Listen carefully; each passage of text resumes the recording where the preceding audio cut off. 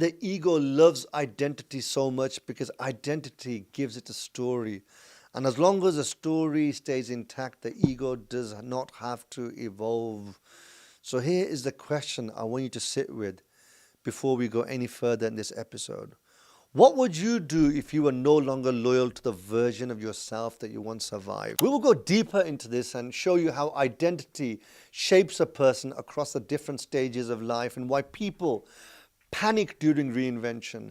Let's even look at things like midlife crisis, how people sometimes collapse when they get to a certain stage of life, not necessarily because of age, but there's this thing called midlife crisis, and why success often freezes identity instead of expanding it. Ask yourself, who am I? How do you identify yourself? So when you go into a party or a networking event and people ask you, how do you identify yourself? Do you use your career, your occupation, your race, your religion? Most people think that they know who they are. They introduce themselves with confidence. I am this kind of person. I'm not like that. That's just who I am. They say these things as if they are facts. But here is the uncomfortable truth that very few people ever confront. Most people are not living as who they are. They are living as who they have frozen into years ago. The identity they have created in their heads many, many years ago. And that freezing of identity is one of the most destructive things the ego ever does, because identity, once hardened, becomes a prison. Not an obvious prison, not a visible one, but an internal one that quietly dictates to you what risks you take, what conversations you avoid, what growth you resist, what dreams you abandon, and how you rationalize things. And you don't even realize this is happening to you. Let me start with something simple as an example.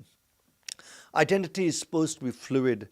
A healthy human being is meant to evolve emotionally, intellectually, spiritually, psychologically, but the ego does not like evolution. Evolution requires uncertainty, humility, and admitting to yourself that I don't fully know who I am, or I don't even know fully about things. The humility is admitting I know nothing, I am nothing.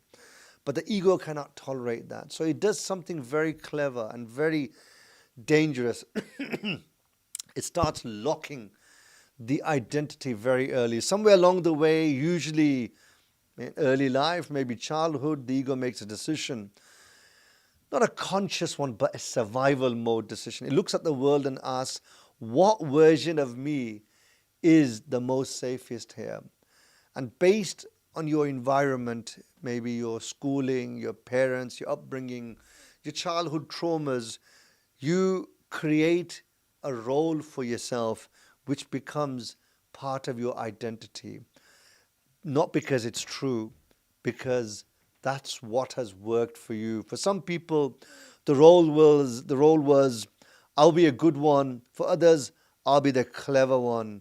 For others, I'll be the strong one. I'll be the funny one, the reliable one, the quiet one, or the rebellious one. Or I'll be the one who will always be the perpetual victim. Each of these identities began as a layer of protection. But what protected you at 10 years of age can end up suffocating you at 40 years of age. And here's where the ego steps in. Once an identity is formed, it will do everything, even aggressively, to defend that, because the ego is not happy at being disturbed at what it has created. It sees everything contrary to what it has created as an existential threat. So to the ego, changing identity feels like death. Questioning that identity feels quite dangerous. And outgrowing that identity may feel like a betrayal. That's why it clings on to that old identity, because this is what it has been used to. And this is why people say things like, oh, that's not me. I could never do that. I'm not built that way. That's not who I am. they're not describing reality, they're describing the walls of their own psychological prison.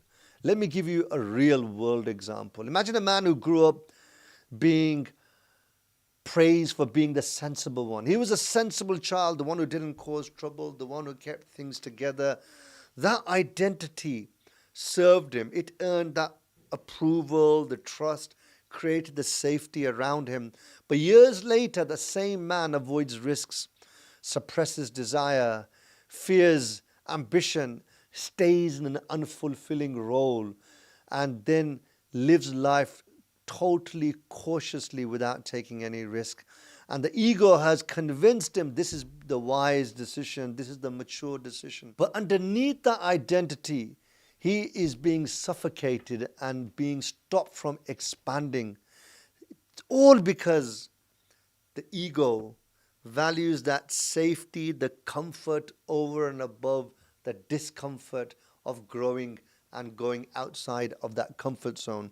So let's think about another example. How about a woman who has learned early that strength meant survival? She becomes the strong one. The one who coped, the one who didn't need any help, who was the one carrying everyone else. And that identity was probably good for her at a certain age. Maybe even when she was younger, in her 20s. But later on in life, it cost her intimacy, emotional support, deep connection, and even relationships. She doesn't say, I'm afraid to be seen. She says, I'm independent. I don't need anyone. The ego reframes that defense as a virtue. This is how identity is an invisible construct, but it can dictate our life even beyond our understanding. It doesn't ask, or the ego, the voice within doesn't ask, what am I becoming? It never stops to analyze this construct of identity that you probably constructed in childhood or when you were in your 20s, but now you're in your 40s. You don't say, it just says, how do I stay consistent? You don't say, how can I change? How can I grow? How can I get out of these limiting beliefs and social way of living that I've created myself? So it asks, what am I becoming? How do I stay consistent? And consistency feels like integrity, but often it's stagnation in disguise. And this is why identity is such a powerful ego weapon, because once identity is fixed, growth feels like betrayal. So if you're growing, you risk disappointing people, confusing others, losing your status that you have crafted so carefully over the many years and decades. You may even end up potentially destabilizing relationships because people have also subscribed to what you have become. So you end up staying who you are. You don't change because this is the safest option. And slowly, quietly, without drama, that's how your life remains small for many people and passes by without too much drama. What you have to remember is that identity is not who you are. Identity is who you learned to have become. And learning can be unlearned. So these things that we have constructed can be deconstructed as well. But only if you're willing to face the discomfort that comes with the change of identity, or shall I say identity death, because most people will avoid this discomfort at all costs. They would rather live a familiar, miserable life than face an unfamiliar freedom.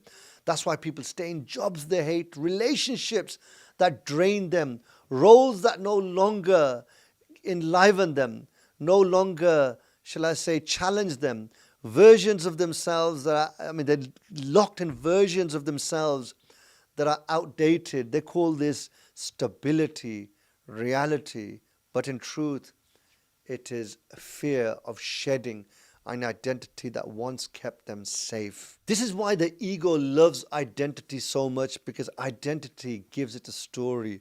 And as long as the story stays intact, the ego does not have to evolve. So here is the question I want you to sit with before we go any further in this episode. What would you do if you were no longer loyal to the version of yourself that you once survived? Not who you think you are, not who people expect you to be, not who your past trained you to be, but who you can become. The question terrifies the ego, and that is exactly why it matters. I want you to really shake that inner core belief, that social construct of identity you've created over decades, and I want you to question that now. Is it now still serving your purpose of life, your desires, your personality, and how you want to be in the future, your ambitions? We will go deeper into this and show you how identity shapes a person across the different stages of life and why people panic during reinvention. Let's even look at things like midlife crisis, how people sometimes collapse when they get to a certain stage of life, not necessarily because of age, but there's this thing called midlife crisis, and why success often freezes identity instead of expanding it. So these are all the different things that we want to look at so we can identify all the pitfalls that me and you are probably trapped in relation to our own identities. So if identity was static, life would be simple. You would decide who you are once and once only early on and then live your life accordingly. But human beings don't work like that. Life forces change. Your roles shift, your bodies age, circumstances change in life, your responsibilities may change, power may sometimes put you in a pedestal or sometimes cause your downfall if you're in a position of power, that is. This is why so many people are not actually afraid of failure, success, or change. They're afraid of identity collapse. Their identity involves in different stages of their life, whether we like it or not.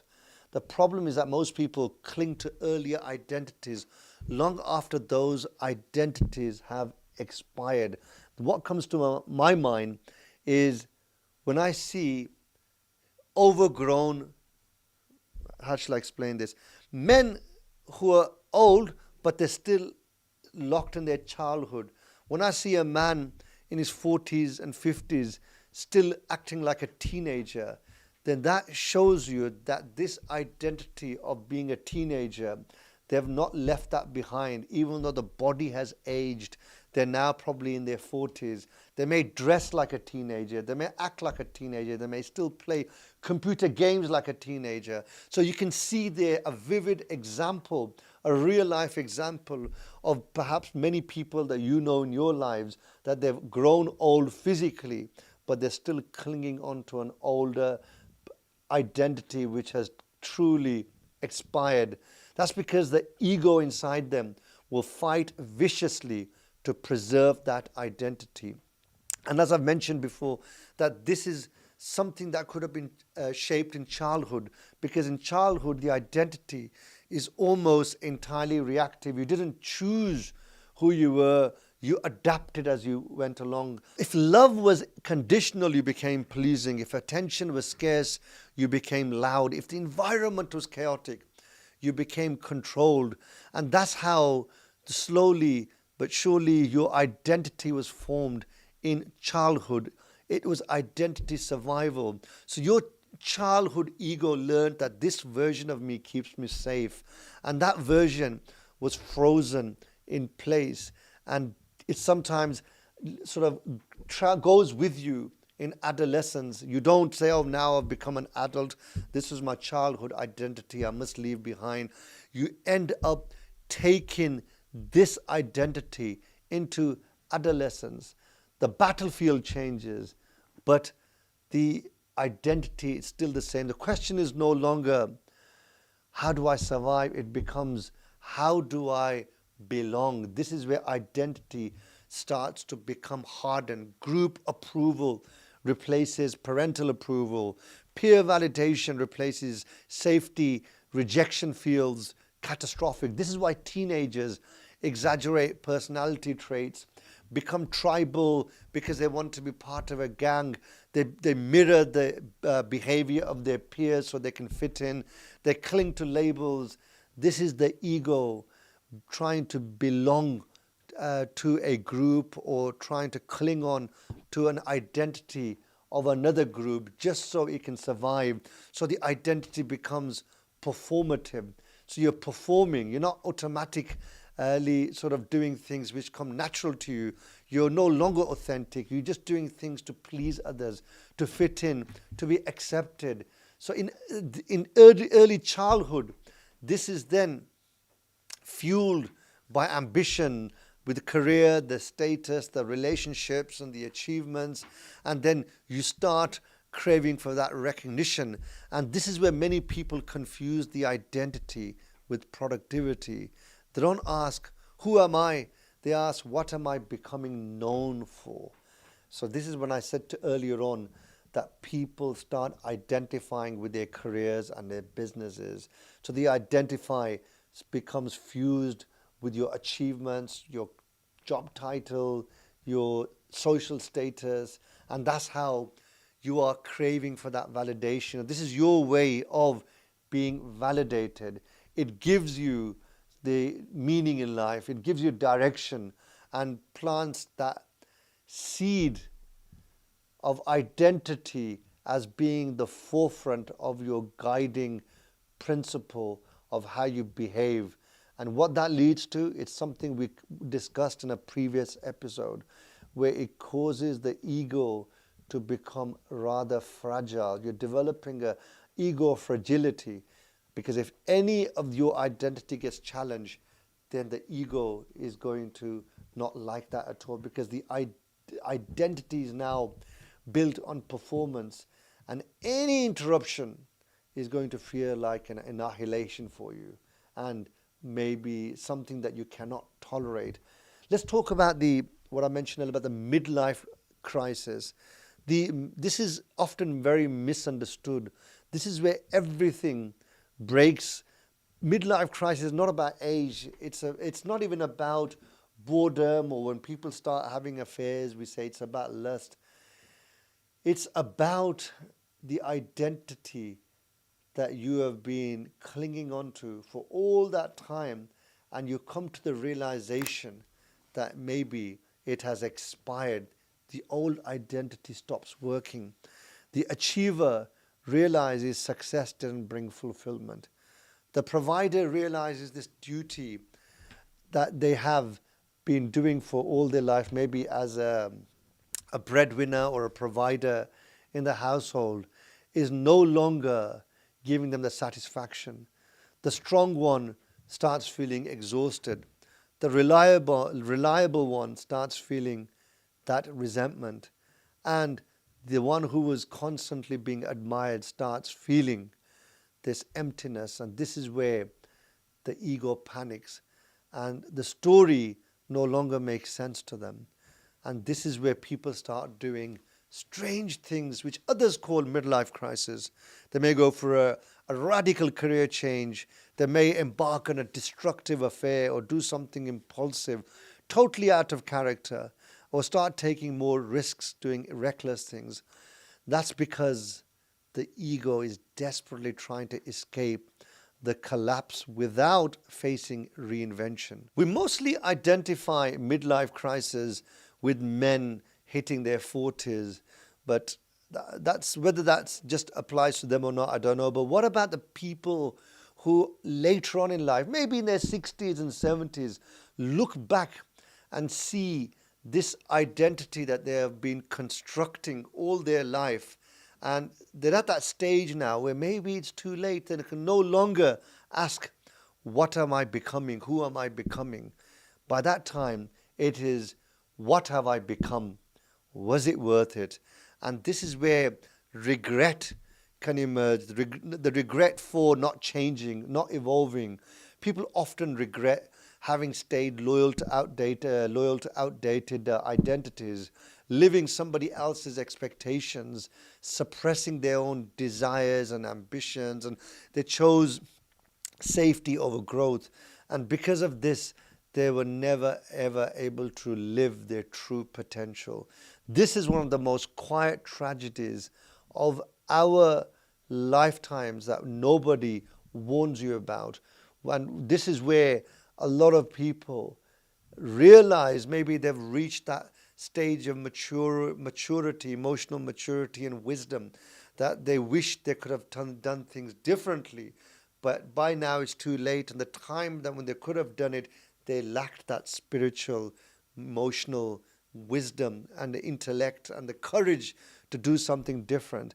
This is the quiet tragedy that nobody warns you about, where a huge amount of people reach old age and they reach that stage where they look back with nothing but regret as to what they could have done and achieved, but they didn't, because the identity that they were clinging onto resisted that change.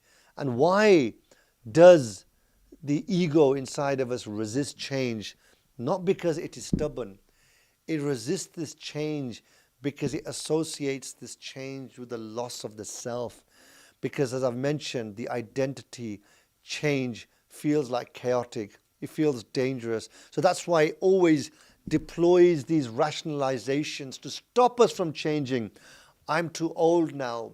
The ship has sailed. This is just who I am. Oh, it's too late. I can't start again. How many people do we know at the age of even 40 or 50 give up saying it's too late? I can't have a career change now. It's too late for me. Yet there's many most successful people that I know that have started successful businesses in their 60s, and they're still continuing to be so productive even in their 70s, 80s and beyond.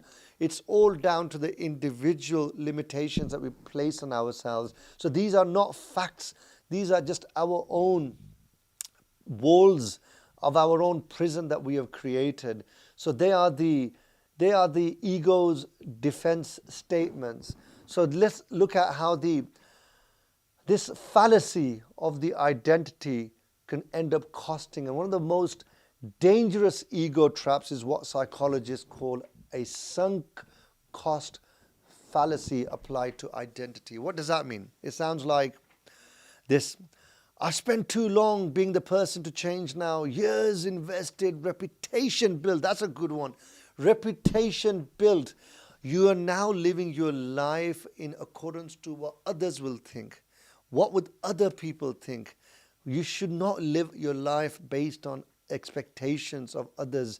It's your life. You should live it how you feel is most suited to you.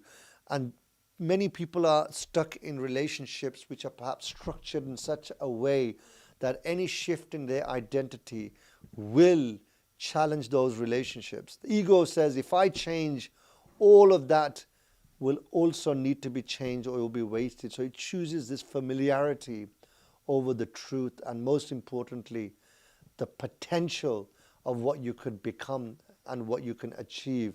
It's this familiarity which is slowly suffocating so many people. Here is the reframe most people never receive. Identity collapse, if it happens, is not something to avoid. It is something to enter into consciously. It's something that can end up becoming a meaningful transformation, and new change will bring in new change, new possibilities, new potential. And it's basically the death of a former self which may no longer have been serving your needs in this particular age and time. You cannot evolve without shedding and losing something.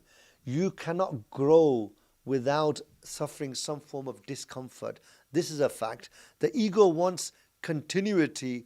Life demands evolution. This is the tension that most people avoid. So if you are feeling confused about who you are, disconnected from your old goals, restless inside these familiar old roles that you've created, and labels which no longer fit, then this is not to be seen as a problem. This is a sign that your current identity has expired, and the ego is terrified because it does not yet know what will replace it. And this is where we need to get really excited, because by embracing this change, I promise you, it will bring new possibilities, new opportunities, and maybe allow you, not maybe, definitely allow you to grow your life and you'll live your sort of life to a new potential. We're no longer constrained by your old identity, which felt like a cage now, or does feel like a cage now, with the old labels and social tribes that you've tried to fit into, which are no longer serving a purpose. This is one of the biggest lies that modern culture sells us, that when we become successful, that this is freedom.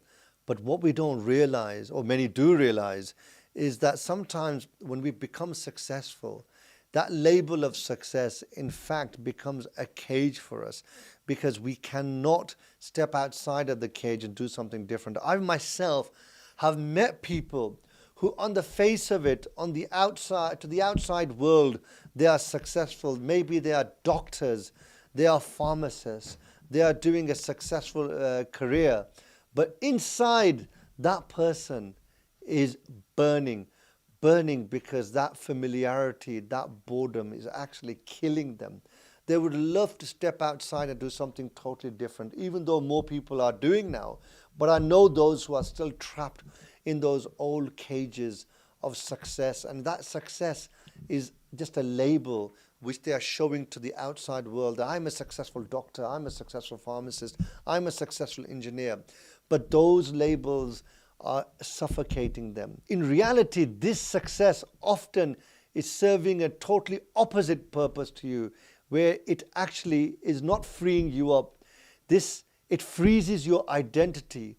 People imagine success as expansion, freedom, expression, more possibilities, but psychologically, the success that we imagine or we end up having is the one tends to narrow our identity, because the ego immediately asks a dangerous question. How do I protect this version of myself? So once I become a doctor, engineer, or a certain label has been attached to me, then I spend the rest of my life trying to protect that identity. And at that moment, that question will actually slow your growth and your potential. This is the success trap. When winning stops your evolution, this success rewards repetition. You do something well, you are praised for it, you become known for it, you expect to repeat that, and you do that, you get more praise, and the ego gets locked in. This work that you do becomes your identity. You don't deviate from that, you don't experiment, you don't risk anything new in case you get embarrassed, and you don't want to confuse people, because they have now accepted this identity of yours, and they've also frozen that identity for you. This is how successful people become prisoners of their own reputation. The entrepreneur who can't change industries, the speaker who can't evolve their message, the leader who can't admit uncertainty, the professional who can't become a beginner again. Success creates that identity inertia, and then it finds ways to aggressively defend that.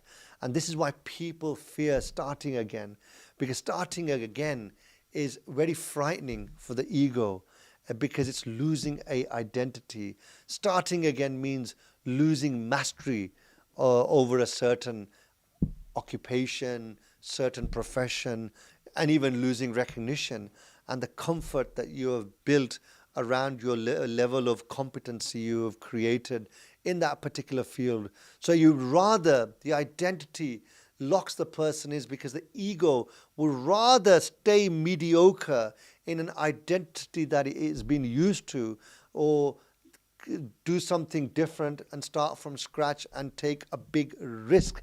They don't want to lose what they have created, and all they want to do now is just maintaining what they've created, because starting again would feel like going backwards. And this is a silent killer of ambition. The silent identity killers. These labels feel useful.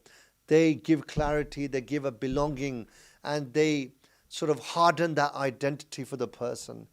Over the years, This is what people have got to know them as. I'm a logical person, I'm not an emotional person, I'm practical and not idealistic. Once that label is internalized, then it becomes like a permanent feature. Not because it's accurate, it's because what you are comfortable with. And the ego prefers that predictability over uncertainty. And this is why this is so dangerous, as I've mentioned repeatedly. You don't live up to your labels, you live inside them. And over time, they shrink you. They kill you psychologically, mentally, emotionally. And this is why people often like to be associated with social tribes, because it helps them lock their identity. One of the strongest forces is this tribal belonging, whether it's a political party or it's a football club or it's some sort of a online tribe, a spiritual community. Each tribe offers a safety. Be like us and you'll be accepted. But that cost of that is conformity. So the ego learns that if I question this, I risk becoming unknown or being outcast. And then over a period of time, it does not explore new territories. People stop thinking about new things. They only start reacting. And this is why conversations feel impossible when they are challenging your identity. Your identity is being threatened, and you feel that you need to go into that defensive mode then. Have you noticed how irrational people become when they are being challenged about their identity? Is because the challenge isn't intellectual, it's existential. The ego is saying, if my belief is being challenged, if my identity is being challenged, who am I? So it responds with anger, sarcasm, dismissal, and emotional shutdown, because this is a big, big attack on the person. Because it's not because it's right or it's wrong, it's because you are challenging their narrative and they're addicted to that narrative. And identity is not just who you are, it's the story you have been repeating to yourself over and over again for years and decades as to who you are. And that's how subconsciously the ego becomes addicted to that particular narrative of your identity. The longer you've been telling people the same story, even if it's outdated, limited, it's false, the more you will believe that is the correct identity that you should be presenting to others. So when people defend stories long after they stop serving them, it's because it's the ego that is not letting go of it. It wants that certainty of knowing that where it belongs. If you are exactly the same person you were 10 years ago, then for me, in my opinion, that means you have actually failed, in the sense that you've not evolved, you haven't grown, you have actually stagnated. Whether you admit it or not, you have stagnated. And that is the story of the vast majority of the people out there. They have not been able to distinguish that identity is something that we have constructed, whereas essence is something that we have to experience. This is the critical distinction that people need to realize, because the identities, the roles, the labels, the stories that we've created, the essence of our personalities, the awareness, the curiosity, the conscience, and the presence that people have not been able to grasp. This is the tragedy, that people defend their identity while they are starving their essence. So you've not lived really in the moment, you've not lived to your true potential, because you've been protecting the mask and abandoned the self, the true inner self underneath. This is why so many people feel empty. Even when their life looks successful from the outside, the identity is intact, but the essence is suffocating. This is very, very important that people understand this, that the essence of a human being, based on curiosity, based on growth, is meant to be constantly experiencing new things. Otherwise, this stagnation is what's killing people, their creativity, the life force inside of them. And this is what the regret is, when later on in life they look back and they realize that they've been stuck in this one particular identity which was no longer serving their purpose. So the essence is, you need to be willing to challenge what you have become and never worry about what others will think. I just want to leave behind some thoughts that you can basically embody to ensure that you live life with that emotional maturity and do not be one of those many millions of people. In a world of billions, there's millions trapped in identities which translate into jobs, careers, businesses, that which they have began identifying themselves with, which no longer fit their ambitions, their interests, and where they want to go in life, and they probably think it's too late. So what you really need to do is reassess everything, and do not hesitate to take the risk of challenging yourselves, especially when you've outgrown the environments that you are living in, but you are feeling that you have to stay in that boundary, in that comfort zone. You really need to do something drastically different to step outside of the comfort zone and maybe increase that comfort zone, so it's the new identity becomes part of the comfort zone. So this is, you can build this, anchor in your values, your essence, which we talked about, not labels and identity. So ask yourself, what do I stand for? Regardless of what role or business or social status you have, ask yourself that, am I going in the right direction? Rather than sitting in one position or social status and thinking, this is it now, this is my identity. You reach somewhere, then ask yourself, where else can I be heading towards? This is just a station.